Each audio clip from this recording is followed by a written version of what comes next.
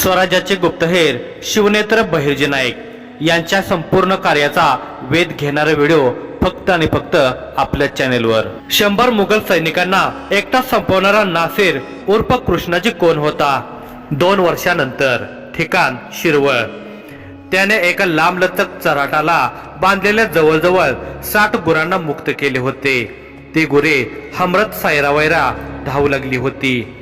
जागोजागी घरांना लागलेल्या आगीच्या ज्वाळा हे गेले 10 दिवस त्यांना पिवळा सोबत रात्रीच्या गर्द अंधाराला भेदत होत्या। मधूनच त्याने राजा त्या ठिकाणी नजर फिरवत होते। त्यांना मुक्त झालेले बघून त्याने स्मितहास्य केले। तो मनापासून संतोषला होता। त्याच्या सर्वांगातून रक्तस्राव होत होता। 2 पावले चालल्यावर त्याने जमिनीवर गुडघे टेकवले। हातातल्या तलवारीला जमिनीत खोवत तिच्या मुठीला पकडून आधार घेतला। कपाळावरून ओघळणारी रक्ताची धार त्याच्या ओठावरून ओघळत त्याच्या लांबलचक दाढीत शिरत होती। दाढीच्या टोकावरून ती जमिनीवर टपकत होती। त्याने मनगटाने ओठावर पसरलेले ते रक्त पुसले। त्याची दाढी लांब सडक असली तरी मात्र त्याला मिशी नव्हती। त्याने हळूच आपले बुबुळ फिरवले आणि बाजूला जमिनीवर पडलेल्या 90 ते 100 मुघल सैनिकावर नजर टाकली। ते सगळे रक्तबंबाळ होऊन पडले होते। काही वेदनाविवश होऊन आर्त किंकाळत होते, तर काहींचा श्वासोच्छवास बंद झाला होता। त्यांच्यावरून नजर काढत त्याने पुन्हा एकदा स्मितहास्य केले। खोलवर श्वास घेत त्याने जमिनीत खवलेल्या तलवारीच्या मुठीवर जोर देऊन तिच्या साहाय्याने उठण्याचा प्रयत्न केला। तो उठून उभा राहिला। त्याचे पाय थरथरत होते। बहुतेक त्याला प्रचंड क्षीरम झाले असावेत। थकवा आणि रक्तस्राव यामुळे त्याला अशक्तपणा जाणवत होता। त्याने बाजूला उभे असलेल्या घोड्याचा आधार घेतला। तो नासिर मुहम्मद होता, एकेकाळचा औरंगजेबाचा अंगरक्षक। परंतु आता त्याला शाहिस्तेखानाच्या सैन्यासोबत दक्षिणेत एक योद्धा म्हणून पाठवण्यात आले होते। घोड्याला पकडून नासिर विवळणाऱ्या एका मुघल सरदाराजवळ गेला। त्या सरदाराचा डावा हात तुटून बाजूला पडला होता। दंडातून होणाऱ्या रक्तस्रावावर त्याने मुघल ध्वज बांधून ठेवला होता। तो एका झाडाशी टेकून बसला होता, आर्त किंचाळत होता। नासिर त्याच्या समोर उभा राहिला होता। एका हाताने त्याने झाडाची फांदी पकडून ठेवली होती। हातातल्या तलवारीचे टोक हळू समोर बसलेल्या त्या सरदाराच्या दाढीला टेकवले। सरदार अब्दुल मुश्रीफ, नासिर हसतच म्हणाला। सरदार अब्दुल मुश्रीफ आज शिरवळच्या आजूबाजूच्या गावामध्ये लुटमार करण्यासाठी त्याच्या 100 सैनिकांच्या तुकडीसोबत आला होता। त्याच्या सोबतीला शाहिस्तेखानाने नासिर मुहम्मद या योद्ध्याला सुद्धा दिले होते। मुघल सल्तनत के 7 गद्दारी, मोठमोठ्याने श्वास घेत अब्दुल मुश्रीफ म्हणाला। त्याच्या बोलण्यावर नासिर फक्त ओठांच्या कडा लांबवत हसत होता। त्याचे असे हसणे बघून अब्दुल आणखीनच चेकाळला। कौन हो तुम? तुम्हारा बाप, हसतच नासिर म्हणाला। खामोश, जुबान सांभालो अपनी, अब्दुल मुश्रीफ ओरडला। हसता हसता अचानक नासिर शांत झाला। तो डोळे बारीक करून अब्दुलला बघत होता। त्याने अब्दुलच्या दाढीला टेकवलेली तलवार किंचित मागे नेली आणि त्याच्या गळ्यात खुपसण्यासाठी वेगाने पुढे ढकलली। तसा अब्दुल जोरात किंचाळला। हळूहळू त्याचा आवाज कमी झाला। तो आजूबाजूला पाहू लागला। तो अजून जिवंत होता। नासिरने ती तलवार त्याच्या गळ्यात खुपसण्याऐवजी झाडाच्या खोडात रुतवली होती। तलवारीची धार मात्र अब्दुलच्या गळ्याला किंचित स्पर्श करत होती, परंतु तिथून अजून रक्तस्राव झाला नव्हता। कदाचित ती तलवार त्याच्या गळ्याला निवळ टेकली असावी। अब्दुल मुश्रीफने चाचपडून बघितले। हे स्वप्न नव्हते, तो खरोखर अजूनही जिवंतच होता। अब्दुलने आता स्वर बदलले। आवंडा गिळत तो घशातून कसाबसा आवाज काढत म्हणाला, नासिर, तुमने ये क्यों किया? अपने ही सैनिकों को मौत के घाट उतार दिया। क्यों? मेरी मर्जी, मैं किसी का गुलाम नहीं हूँ। एक भुवई उंचावत नासिर म्हणाला। शायद तुम भूल गए हो, बादशाह औरंगजेबाने तुला गुलाम म्हणूनच विकत घेतला आहे, अब्दुल म्हणाला। त्यामागेही माझा काहीतरी उद्देश होता, नासिर पटकन म्हणाला। काय उद्देश? अब्दुलने विचारले। तुझा मृत्यू, असे म्हणत नासिरने झाडाच्या खोडात घुसवलेली तलवार वेगाने आडवी केली। धारदार तलवारीने त्याचा गळा चिरला गेला। रक्ताची चिळकांडी उडाली होती। तो तोंडावाटे किंचितही आवाज काढू शकला नाही। पाय मात्र जमिनीवर घासत होता, पण क्षणात तेही थांबले आणि तो तसाच जमिनीवर कोसळला। मरतानाही किती प्रश्न, असे म्हणत नासिर अब्दुलच्या गळ्यात अडकवलेली तलवार काढली. तलवारीला लागलेले रक्त अब्दुलच्या कपड्यानं पुसून त्याने तिला म्यानबंद केली. बाजूला पडलेल्या सैनिकाच्या कमरेवरील हिरवा शेला काढला आणि कपाळावर बांधला. मग वळून तो घोड्याकडे जाऊ लागला. इतक्या त्याला दिसले की आता तिथे अनेक गावकरी जमले होते. वस्तीत मुघल घुसल्यावर जे लोक जीव लपवत इकडे तिकडे लपले होते ते आता समोर आले होते. नासिरने त्यांच्यावर नजर टाकली आणि ओरडून म्हणाला, तुम्ही सगळ्यांनी या मुघलांना संपवलं आहे. मुघल तुम्हाला सोडणार नाही. काही दिवस गाव सोडून पळून जा, निघा. पण आम्ही तर कोणालाही मारलं नाही. उलट त्यांनीच आमच्या घरांना आग लावली आणि या सगळ्यांना तर तुम्हीच मारला आहे. एक गावकरी म्हणाला, यांना कुणीही मारो, मुघल समजतील तुमच्या गावात आलेल्या सैन्याला तुम्हीच मारला आहे. त्यामुळं गाव सोडून पसार व्हा लवकरच. असे म्हणत नासिर कसाबसा घोड्याजवळ गेला. अथक प्रयत्न करून घोड्यावर बसत त्याने घोड्याला टाच मारली. नासिर मोहम्मद शिरवळ पासून दक्षिणेला निघाला. त्याला जवळच असलेल्या त्या दर्ग्यात जायचे होते, जे बहिर्जी पथकाचे प्रशिक्षण केंद्र होते. होय, नासिर मोहम्मद हा बहिर्जी पथकाचा हेर कृष्णाजी होता, ज्याला नायकाने मीर जुमलाला गुलाम म्हणून विकले होते. पुढे जुमलाने त्याला औरंगजेबाकडे पाठवले होते. काही दिवस औरंगजेबाचा अंगरक्षक राहिल्यावर त्याला सैन्यात योद्ध्याचे स्थान मिळाले होते. शिरवळच्या दर्ग्यात जाण्याआधी त्याला वाटेत एक छोटीशी वस्ती दिसली. रात्रीच्या काळोखात त्या वस्तीतील मोजक्या घरांसमोरील तेल दिव्याने त्याचे लक्ष वेधले होते. त्याने घोड्याचा लगाम खेचला. चंद्राच्या त्या सौम्य चांदण्यात त्याने वस्तीवर नजर फिरवली. मग तो घोड्यावरून खाली उतरला. त्याच्या डोक्यावर विस्तृत वटवृक्षाच्या पारंब्या लोंबकळत होत्या. त्याने त्या पारंब्यांना स्पर्श केला. आपसुकच त्याच्या हृदयाच्या स्पंदनांचा वेग जास्त झाला.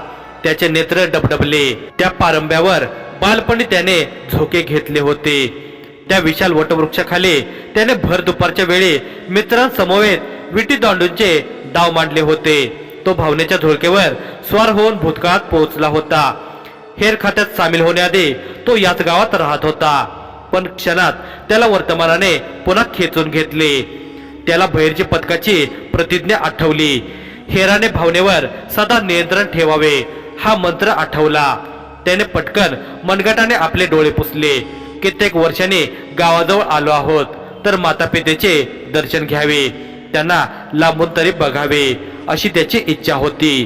पण असे केल्यास कदाचित त्याचा भावनावर ताबा राहणार नाही. म्हणून तो पुन्हा घोड्यावर बसला आणि दर्ग्याच्या दिशेने निघाला. अजून दिवस उजडला नव्हता. पहाटेच्या नमाजासाठी चांदबाबा म्हणजे निळखंठ नुकताच उठला होता. आदिलशाहीची देणगी मिळत असलेला हा दर्गा इस्लामच्या भल्याकरता असल्याचे भासवण्यासाठी दर्ग्यात आणि दर्ग्याजवळील मशिदीत इस्लामचे सर्व धार्मिक विधी नियमितपणे पार पाडले जात असत. निळकंठ दर्ग्याच्या पायऱ्या उतरून मशिदीकडे जात होता तेव्हा त्याने घोड्यावर स्वार होऊन एका मुघल सैनिकाला येताना पाहिले होते. तो क्षणभर थांबला. तो मुघल सैनिक त्याच्याजवळ आला आणि घोड्यावरून उतरला. तोच नासिर मोहम्मद होता. निळकंठ त्याला निरखून पाहत होता. नासिरच्या कपड्यावर लागलेला रक्ताचा गंधही निळकंठला जाणवत होता. निळकंठने नासिरला ओळखले नव्हते. नासिर म्हणजेच कृष्णाजी हा सावजींचा शिष्य होता आणि तो श्रीवर्धनच्या प्रशिक्षण केंद्रात तयार झाला होता. त्यामुळे निळकंठ आणि कृष्णाजी यांची याआधी कधीही गाठभेट झाली नव्हती. परंतु कृष्णाजीला शिरवळच्या ह्या प्रशिक्षण केंद्राबद्दल माहीत असल्याने त्याच्या समोर उभा असलेला फकीर बाबा हा बहिर्जी पथकाचाच हेर आहे याची त्याला शाश्वती होती. निळकंठला मात्र खात्री करून घ्यायची होती. निळकंठने एक भुवई उंचावत नासिरला विचारले, आपकी यह हालत कैसे हुई? मुघलांनी एका गावावर आक्रमण केलं होतं. पेहरावावरून तर तुम्ही मुघल सैनिक वाटता. जी नाही, बाज आहे. ठीक आहे, समोर असलेल्या खोलीत जा, तिथं विश्राम करा. मी हकीम यांना तिथं पाठवतो. मोकळ्या जागेवर त्याची फार विचारपूस करणे टाळत निळकंठने त्याला दर्ग्याच्या बाजूला असलेल्या खोलीत जाण्यास सांगितले. ठीक आहे, या नाईक आपली एका बाजासोबत भेट घालून देतो. त्याचा पराक्रम फार मोठा आहे. काल रात्री त्यानं मला सांगितलं की त्यानं एकट्यानं जवळजवळ 100 मुघल सैनिकांना यमसदनी धाडला आहे. चालता चालता निळकंठ नायकांना म्हणाला, नाईक आज शिरवळला आले होते. त्यांनी आता पुण्याच्या आसपास राहून शाहिस्तेखानावर पूर्णतः लक्ष केंद्रित केलं होतं। राजे मात्र कोकणावर स्वाऱ्या करणाऱ्या शाहिस्तेखानाच्या सरदाराशी लढत होते। अच्छा, कोण आहे तो वीर? नायकाने विचारले। मुघल सैन्यातलं नाव त्याचं नासिर सांगितलं। निळकंठ उत्तरला। नासिर? नायकाने बुबुळ एकवार गोल फिरवत विचारले। हो। क्षणात नायकाच्या चेहऱ्यावर स्मित खुलले। ते उत्सुकतेने म्हणाले, चला, मला नासिरला भेटायचं आहे लवकर। नायकाने दर्गेकडून झपाझप आपली पावले समोरील खोलीकडे वळवली। नाईक जसे खोलीच्या आत प्रवेशले तसे त्यांची दृष्टी नासिरच्या चेहऱ्यावर खेळली। नायकाला समोर बघून नासिर लगडतच उठून उभा राहिला आणि ईर्ष्योल्लासित होऊन पुटपुटला, नाईक। कसा बसा पुढे येत तो नायकांचे चरण स्पर्श करण्यासाठी झुकला। इतक्यात नायकाने त्याच्या दोन्ही दंडांना धरून उभे केले आणि त्याला कडकडून मिठी मारली। कृष्णाजी, नाईक पुटपुटले, खूप वर्ष झाली तुमचं दर्शन नाही नाईक। आज लाभलं। शाहिस्तेखानासोबत दक्षिणेत आलो तेव्हा यासाठीच आनंद झाला होता की मला आपल्या मुलकात पुन्हा जायला मिळणार। राजांपासून आपल्या माणसापासूनचं अंतर कमी होणार। त्याच्या या वाक्यावर नायकाने त्याची पाठ थोपटली आणि निळकंठला त्याची ओळख करून दिली। चांदबाबा हा कृष्णाजी, मीर जुमलाच्या मोहिमेत माझ्या सोबतीला होता। बहिर्जी पथकातला हा असा एकमेव बाज आहे जो औरंगजेबाच्या अत्यंत निकटवर्ती आहे। प्रचंड विश्वास आहे औरंगजेबाचा कृष्णाजीवर। त्याचं कारणही तितकंच मोठं आहे। औरंगजेब शहाजादा असताना दक्षिणेत आक्रमण करण्यासाठी आला होता तेव्हा कृष्णाजीनं आपली तलवार गाजवून त्याची मर्जी जिंकली होती। अरे वा, निळकंठने भुवया उंचावल्या। पण कृष्णाजी, तुझी ही अशी अवस्था कशी झाली? बऱ्याच जखमा झाल्यात अंगावर। मागाशी चांदबाबा म्हणाले की तू 100 मुघलांना ठार केलंस। नायकाने विचारले। तसा नासिर सांगू लागला, शाहिस्तेखानानं लुटमार करण्यासाठी अब्दुल मुश्रीफ सोबत सैन्य तुकडी पाठवली होती। त्या तुकडीत मी होतो। शाहिस्तेखानाचा माझ्यावर विश्वास राहावा म्हणून मी त्या सैन्यासोबत निघालो। जेव्हा त्या गावात आम्ही पोहोचलो तेव्हा अब्दुल मुश्रीफनं सर्वप्रथम सगळ्या घरांना बाहेरून कडी लावली। घरांना आग लावल्यावर त्यात जास्तीत जास्त लोकांचा बळी पडावा असा त्याचा असुरी विचार होता। काही लोक जी बाहेर होती ती इकडे तिकडे लपत होती। मग सैनिक प्रत्येक घरातील लोकांना ऐवज काढून द्या नाहीतर बाहेरून घराला आग लावू असे धमकावत होते। लुटलेला ऐवज ते पोत्यात भरून घोड्यावर लादत होते। स्त्रियांच्या केसांना पकडून ओढत घेऊन येत होते। आतापर्यंत मी संयमानं सगळं बघत होतो, पण गावात सुरू झालेला आर्त किंकाळ्यांचा ध्वनी माझ्या कानांना आणखीच पीडा द्यायला लागला होता। मग मात्र मी दोन्ही मनगटावर दांडपट्टा चढवला। नासिरने दांडपट्ट्याचा पहिला वार त्या सैनिकावर केला ज्याने एका वृद्धेच्या कानातल्या आभूषणाला खेचून काढले होते। तिच्या कानातून रक्ताची धार लागली होती, परंतु पुढच्या क्षणी तो क्रूर सैनिक तिच्या पायाजवळ रक्ताच्या थारोळ्यात पडला। नासिरने आपल्या सैनिकांच्या विरुद्ध शस्त्र उचलल्याचे बघून अब्दुल मुश्रीफ त्याच्याकडे वेगाने येत म्हणाला, नासिर, तेरी ये जुर्रत। नासिरला आता मुद्दामहून अब्दुल मुश्रीफला भडकवायचे होते जेणेकरून तो सैनिकांना त्याच्यावर आक्रमण करण्याचे आदेश देईल, कारण नासिरला आता सगळ्याच मुघल सैनिकांना संपवणे अनिवार्य झाले होते।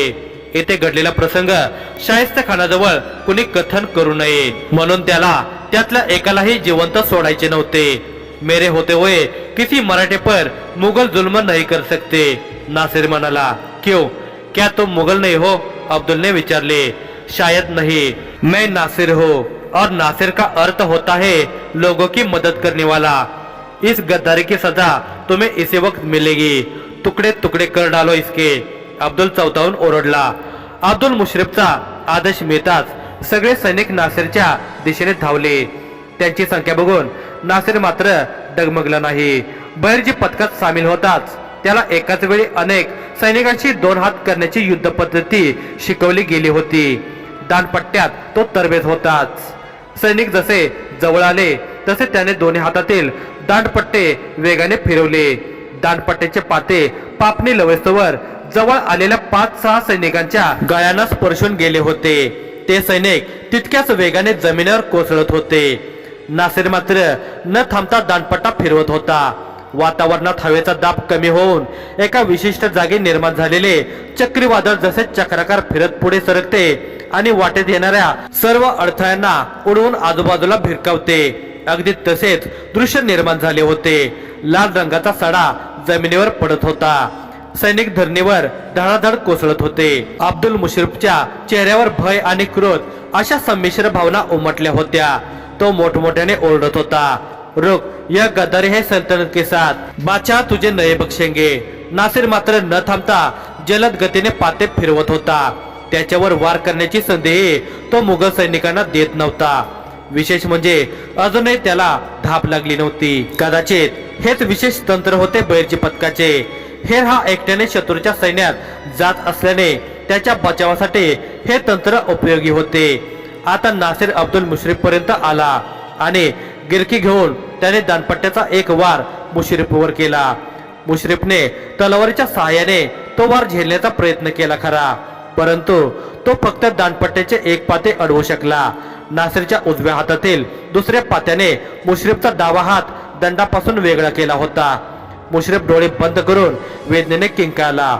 मग मोठ्या मोठ्याने सुस्कारे सोडत त्याने बाजूला पडलेला मुघल सल्तनतचा हिरवा ध्वज उचलला. त्या ध्वजावर सुवर्ण रंगात चंद्रकोर, त्यात चांदणी आणि गर्जना करणारा सिंह होता. त्याने तो ध्वज दंडावर बांधला. मग कसाबसा तो रांगत झाडाच्या बुंद्याला टेकून बसला. नासिरने हातातील दानपट्टा फेकून दिला आणि एका सैनिकाची तलवार उचलली. धुमचक्रीत स्वतःच्या दानपट्ट्याच्या पात्याचा चुकून कपाला स्पर्श झालेले त्याला मोठी जखम झाली होती. त्या जखमेतून रक्ताचा ओघळ ओघळत होता. त्याच्या अंगावर सैनिकांच्या रक्ताचे शिंतोडे उडले होते. तो आता प्रचंड शिनला होता. थकव्यामुळे त्याला ग्लानी येत होती. इतक्यात एक सैनिक धावत आला. त्या सैनिकाने त्याच्यावर तलवार उगारली. नासिरला पुसटसे दिसले. अंदाज घेत स्वतःला सावरत त्याने त्याच्या तलवारीवर वार केला. तो सैनिक बाजूला झुकला. मग वळून त्याने पुन्हा वार केला. तो वार नासिरच्या छातीला स्पर्शून गेला. जखम फार खोल झाली नाही, पण रक्त लगेच जखमेतून डोकावले. नासिरने एका हाताच्या पंजाला स्वतःच्या डोक्यावर आपटले. तो स्वतःला शुद्धीत आणण्याचा प्रयत्न करत होता. मग नासिरने तिरकस तलवार फिरवली. तो त्या सैनिकाच्या शरीरावर वार करण्याचा प्रयत्न करत होता, पण तो सैनिक दमाने ताजा तवाना होता. त्याची हालचाल थकलेल्या नासिरच्या तुलनेने अधिक चपळ होती. तरी नासिरची तलवार त्या सैनिकाच्या कानाच्या खालच्या बाजूला स्पर्शून गेली. पटकन त्याच्या जखमेतून रक्त आले. त्याने एक हात त्या जखमेवर लावला. इतक्यात नासिरने त्याच्या पोटात तलवार खुपसली आणि वेगाने बाहेर काढली. तो सैनिक किंचाळत खाली पडला. आता नासिरने जवळजवळ साऱ्या सैनिकांना संपवले होते. तो सुद्धा पुरता घायाळ झाला होता. तो आता कसाबसा चालू लागला. मुघलांनी गावातली गुरे एका चराटाला बांधली होती. तो तिथे पोहोचला आणि तलवारीचा घाव घालून त्याने ते चराट कापले. गुरांना मुक्त केले. मोठा पराक्रम गाजवलास कृष्णाजी. नायकांनी कृष्णाजीची पुन्हा एकदा पाठ थोपटली. खरोखर अलौकिक कार्य केलं तुम्ही कृष्णाजी. निळकंठने कृष्णाजीचे कौतुक करत म्हटले, आपण किती मोठा पराक्रम केला किंवा अलौकिक कार्य केलं तरी आपण शाहिस्तेखानाला रोखू शकत नाही, त्याला परतवून लावू शकत नाही याची खंत वाटते नाईक. कृष्णाजीने निराश होत सुस्कारा सोडला. नायकांनी सुद्धा त्याच्या बोलण्याला सहमती दिली, पण त्यांचा चेहरा निश्चय होता. त्यांना खात्री होती राजेश शाहिस्तेखानाचा एक दिवस नक्की बिमोड करतील. आपल्या मुलखाची प्रचंड नासाडी केली आहे त्यानं नाईक. विशेष म्हणजे त्याला इथल्या सुखसोयीची चटक लागली आहे. राजाने निर्माण केलेलं सुशासन आणि त्यामुळं मुलखाची सुधारलेली अर्थव्यवस्था आयती त्याच्या हाती लागली आहे. त्यामुळं तो माजला आहे. त्याचा माज उतरवण्यासाठी मार्ग सापडत नाही आहे. मी बऱ्याच वेळा विचार केला थेट जाऊन संपवावं त्याला, पण कसं? तो बादशाह औरंगजेबाचा मामा. टाकही फुंकून पितो. पाणी पिण्याआधी सेवकाला पाणी प्यायला सांगतो. आजूबाजूला सदैव अंगरक्षकांचा गराडा असतो. तोच अंगरक्षक सुद्धा पठाण, 7 फूट उंच, आकाराला विकराळ. कृष्णाजी बोलत होता आणि नाईक शांतपणे ऐकत होते. मग मोठ्याने श्वास घेऊन सोडत ते म्हणाले, त्याला संपवणं नितांत गरजेचं आहे, पण जेव्हा त्याचा काळ म्हणजेच शिवाजी राजे ठरवतील तेव्हा आणि त्यावेळी त्याचे पठाण अंगरक्षकही त्याला वाचवू शकणार नाहीत. संयमानं घ्या. अफजल खानासारखा पहाड राजाने एका तडाख्यात उद्ध्वस्त केला तर हा शाहिस्ते खान कुठं लागतो? त्याच्या पापाचा घडा भरला की त्याला सुद्धा शिक्षा मिळणार. मला परिस्थिती अनुकूल होताना दिसत आहे, कारण शाहिस्ते खानानं आदिलशाहीचा परिंडा किल्ला ताब्यात घेतल्यानं आदिलशाहीही चांगलाच भडकला आहे. त्यानं स्वराज्याच्या विरोधातली मोहीम थांबवली आहे. आपल्याला आता फक्त मुघलांशी सामना करायचा आहे. त्यामुळे तो दिवस दूर नाही ज्या दिवशी शाहिस्ते खानालाही राजे शिकस्त देतील. योग्य बोललात नाईक. शाहिस्ते खानाला राजा नक्कीच परतवतील, निळकंठ म्हणाला. पण नाईक, तो आता स्वराज्याच्या कोणत्याही किल्ल्यावर आक्रमण करण्याच्या मनस्थितीत नाही. त्यामुळं प्रत्यक्ष युद्ध मात्र घडून येणार नाही. अफजल खानानं राजांना मारण्याचं खास नियोजन केलं होतं. यानं मात्र सध्या तरी फक्त पुणे काबीज करून ठेवलं आहे. प्रत्यक्षपणे राजाविरुद्ध त्यानं कोणतंही पाऊल उचललेलं नाही. आणि कोकणात जे सैन्य पाठवलं आहे तेही कोणता कोटदुर्ग काबीज करण्यासाठी नाही, तर फक्त आणि फक्त राजाने घेतलेला मुघल परिसर हाती घेण्यासाठी. चाकणमध्येच दुर्ग काबीज करण्याची त्याची इच्छा संपली असेल बहुतेक, निळकंठने हसून म्हटले. होय, चाकणचा एक किल्ला हाती घेताना त्यानं बरीच तिजोरी खाली केली, याचा त्याला धक्का बसला आहे, कृष्णाजी म्हणाला. फिरंगोजी नरसाळानं चांगलाच लढवला चाकणचा संग्रामदुर्ग, नाईक म्हणाले. हो ना, अगदी मोजके मावळे हाती असताना 2 महिने किल्ला दिला नाही शाहिस्ते खानाला, कृष्णजी कौतुकाने म्हणाला. त्यामुळं मावळ्याची ताकद नीटपणे कळली आहे त्याला, निळकंठ म्हणाला. त्यासोबत राजांचे सुद्धा सामर्थ्य कळलंच आहे त्याला. कारतलब खानाचा राजाने जो दणदणीत पराभव केला त्याच्याकडून मोठी खंडणी वसूल केली. त्यामुळे राजे त्याला चांगलं प्रत्युत्तर देतील याचा अंदाज आलाच असणार शाहिस्ते खानाला, नाईक म्हणाले. होय, शाहिस्ते खान दाखवत नसला तरी आपला अफजल खान होऊ नये अशी भीती बसलीच असेल त्याला. शिवाय तो कारतलब खान, तो तर केव्हा दख्खनमधून पळ काढता येईल हाच विचार दिवसरात्र करत असतो. विचारा मुघल छावणीत नीटपणे मानवर करून चालवू शकत नाही आहे. कृष्णाजीच्या या वाक्यावर तिघे हसले आणि हसावरत उत्सुकतेच्या आविर्भावात कृष्णाजी पुन्हा बोलला. नाईक, मी ऐकलं की राजे स्वतः रणांगणात उतरले होते कारतलब खानाविरुद्ध उंबरखिंडीत. होय, सौभाग्यवान होते ते वीर ज्यांनी राजांना शस्त्र चालवताना बघितलं. काय ते युद्ध कौशल्य, काय ती चपळता, काय तो अचूक वार. हा हा हा, कारतलब खानाच्या सैन्याची पूर्ती कोंडी झाली होती. खर तर त्यानं उंबरखंडीत प्रवेश केला तेव्हा तो युद्ध हरला होता, नाईक सांगत होते.